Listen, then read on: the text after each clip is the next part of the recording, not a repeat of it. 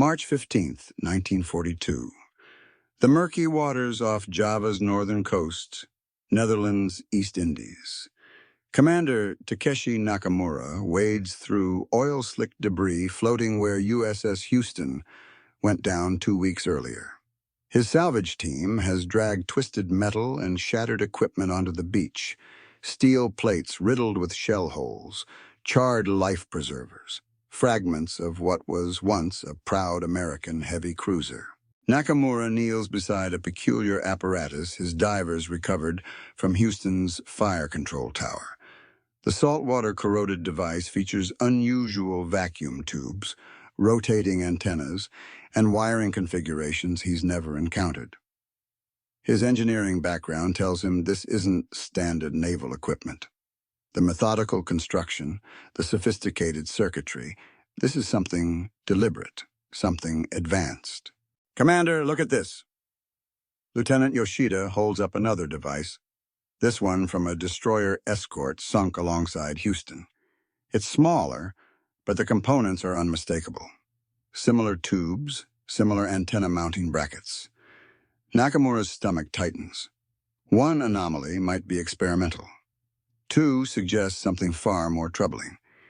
He orders everything photographed and crated for immediate transport to Yokosuka Naval Arsenal.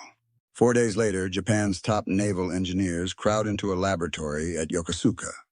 Dr. Hideaki Yamamoto, chief of the Navy Technical Research Institute, personally oversees the examination. Under bright work lights, his team disassembles the American equipment piece by piece. The first device reveals itself slowly. A transmitter, a receiver, synchronized timing mechanisms. Yamamoto stops mid-procedure. "This is a complete radar fire control system," he announces quietly. The room falls silent. Several engineers exchange glances. Japan's own radar program is still experimental, plagued by component failures and theoretical disputes. Yet here, pulled from ships sunk in February 1942, is operational American radar, compact, weatherproofed, integrated into standard fire control systems. Yamamoto examines the manufacturing dates stamped into component housings. His face drains of color. 1940, he reads aloud. This unit was manufactured in 1940. The implications cascade through the room like falling dominoes. The Americans haven't just developed radar. They've been deploying it operationally for over 2 years. Every engagement, every night battle, every uncanny accuracy the Imperial Navy attributed to luck or superior American optics. Lieutenant Commander Saito, intelligence liaison to the Naval General Staff, scribbles notes frantically.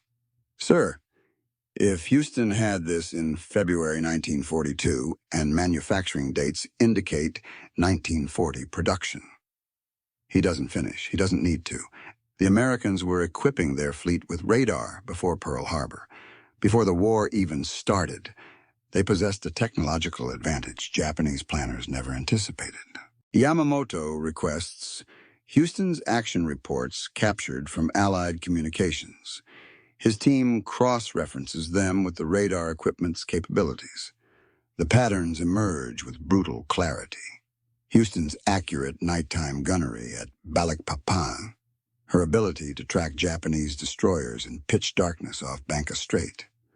Those weren't skilled lookouts or lucky star shells. She could see in the dark. "How many ships?"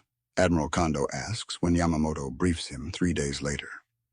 The doctor spread salvage reports across the conference table. USS Houston, USS Pope, USS Pillsbury, USS Edsall. Every American destroyer and cruiser examined shows evidence of radar installation. "We must assume," Yamamoto states carefully, "that the entire American Pacific Fleet is radar-equipped." The Admiral's expression hardens.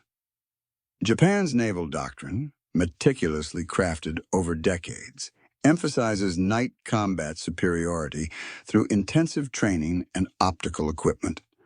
Japanese sailors practice night combat until they can identify ship silhouettes in starlight.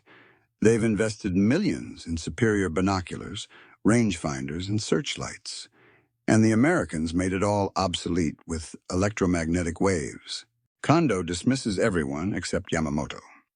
Can we develop comparable systems? The engineer hesitates. Japan's radar program exists, yes, but it's fragmented between Army and Navy projects. Component manufacturing is inconsistent.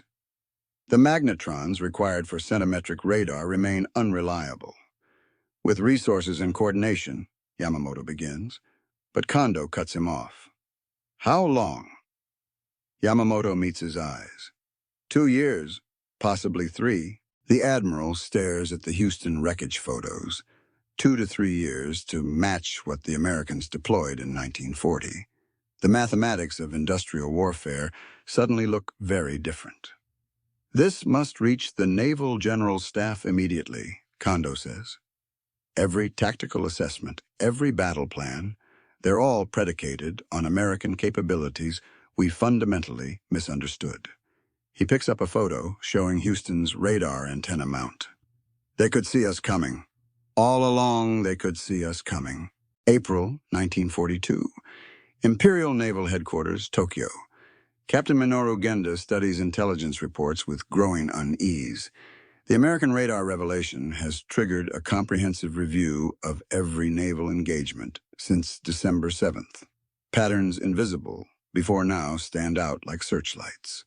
At Balikpapan, in January, American destroyers navigated confined waters in total darkness, delivering devastating torpedo attacks with impossible precision. Genda pulls the action report from Makassar Strait. USS Marblehead, badly damaged, somehow evaded pursuing Japanese cruisers through a moonless night despite listing heavily and trailing smoke. Her captain made course corrections that seemed to anticipate Japanese movements before visual contact. The after-action analysis attributed this to exceptional seamanship. Now Genda knows better. Marblehead was watching them on radar. The timeline reconstruction proves most damaging. American destroyer doctrine changed subtly in late 1940, increased emphasis on night engagements, modified fire control procedures, new antenna configurations en masse that Japanese intelligence photographed but misidentified as improved radio equipment. The clues were there. Japan simply didn't recognize what it was seeing because radar deployment at that scale seemed impossible. Commander Yamaguchi from the Naval Technical Bureau presents comparative analysis. American radar development began in the mid-1930s, he explains to assembled staff officers. By 1940, they'd miniaturized transmitters sufficiently for shipboard installation. By 1941, radar fire control was standard on all new construction and being retrofitted to existing vessels. He displays photographs of American destroyers from 1939 and 1941. The differences are subtle, but unmistakable once you know what to look for. The Pearl Harbor planning assumed American detection capabilities were visual only, Admiral Ugaki observes grimly. Our entire approach, dawn attack, low-altitude approach vectors, radio silence protocols, all designed to evade optical observation. Yamaguchi nods. If American radar had been operational at Pearl Harbor's detection range, the surprise element would have been significantly compromised. The room absorbs this. Japan's greatest victory might have failed against fully operational radar networks. Lieutenant Matsumoto, Intelligence Analysis, provides strategic context. American industrial capacity allowed simultaneous development of multiple radar types: shipboard fire control, air search, surface search, aircraft intercept. They weren't pursuing radar as experimental technology. They were manufacturing it as standard equipment. He pauses. Current estimates suggest American radar production exceeds 500 units monthly. 500 units monthly. Japan's entire radar program has produced fewer than 50 experimental sets.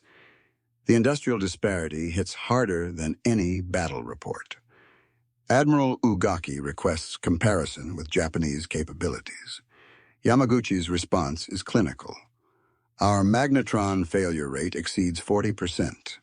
American manufacturing tolerances produce functional units at 95% reliability. They solve the production engineering problems we're still encountering. The tactical implications multiply. American submarines, previously considered moderately effective, suddenly become far more dangerous if radar-equipped.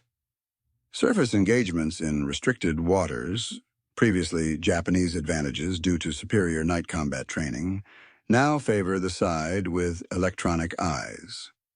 Long-range gunnery accuracy, traditionally dependent on optical range-finding and spotter aircraft, becomes possible in conditions that would blind conventional systems. Genda examines reports from recent convoy attacks. Japanese merchant vessels sailing in darkness they believed protective were being intercepted with alarming frequency. American submarines seem to find convoys regardless of routing changes or weather conditions. They're hunting us with radar, he states. Surface search radar allows submarine commanders to track targets beyond visual range, position for attacks, evade escorts. The strategic reassessment extends to future operations. Planned night bombardments of Henderson Field on Guadalcanal suddenly look more hazardous. American coastal defense forces with radar can track approaching ships miles offshore, prepare defensive fires, coordinate counterattacks. The Tokyo Express runs, fast destroyer missions exploiting darkness, face enemies who can see through that darkness. Admiral Kondo requests projections if Japan immediately prioritizes radar development. Yamamoto provides sobering estimates. Even with unlimited resources, component manufacturing requires 18 months to establish production lines. 18 months before we produce our first operational units in quantity. Meanwhile, American capabilities continue advancing. By the time we deploy 1942 equivalent radar, they'll have 1944 technology. The meeting concludes with uncomfortable silence. Japan entered this war assuming rough technological parity with superior tactical doctrine compensating for American industrial advantages. The radar discovery reveals something more troubling. The Americans possessed systematic technological superiority before the first shot was fired. They saw the war coming and prepared accordingly, while Japan perfected night optical combat techniques rendered obsolete by electromagnetic radiation. Genda walks to the window overlooking Tokyo. Somewhere in the Pacific, American ships steam with radar sweeping the darkness, tracking Japanese movements, coordinating attacks, seeing what Japan cannot see. The wreckage of USS Houston yielded more than salvaged equipment. It revealed the true nature of the opponent Japan now faces. One that doesn't just fight harder, but fights with eyes Japan didn't know existed.